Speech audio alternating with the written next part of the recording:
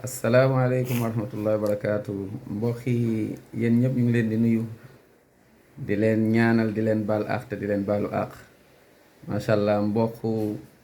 Sénégal yëpp mbokku Afrique yëpp mbokku àdduna bi yëpp mbokku groupe yëpp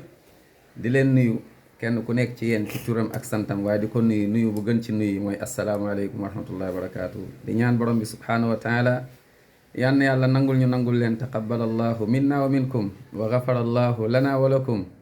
wa xafizakumullah wa xafizana allah jamian wa nasal allah subhanahu wa taala an yaxfazana jamian wa yasturana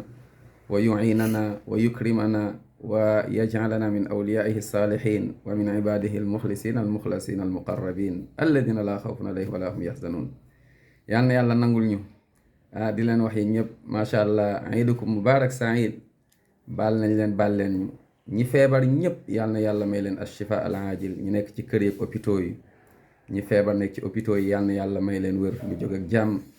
ñi gaañu ñëpp yal na yàlla jéggal leen yërëm leen duggal leen aljannatul firdawsul a'la bal ñu rëccu sax li ñu yàggoon àdduna ndax xéewal yërmande ak macha allah bànneex yi nekk foofu ñu nekk mooy macha allah ca barzax yàlla borom sant taala suturaal ñu yal na yàlla borom sant taala ubbil ñu xéewal allahuma amin ya rabbi képp ku nekk ci jafe-jafe ak tolof-tolof ak ay mbir yu compliqué yal na ko yàlla génnee ci usr boobu yàlla may ko al yusr ad daim amin ya rabbi ñu ngi leen di ñaanal borom bi subhanahu wa taala yal na yàlla ubbil ñu xéewal fi dunya wa fi l axira yal nañu yàlla gindi teg ñu ci yoonu siraatal mustaqim muy yoonu aljanna waaye buñ ci yàlla tegee yal nañu yàlla musal ci lépp lu ñu ciy jëlee allahuma amin ya rabbi yal nañu yàlla musal min charri shayatin al jinn wal ins yal na borom subhanahu wa taala kontaan ci ñun ñëpp allahuma amin ya rabbal alamin di leen waxaat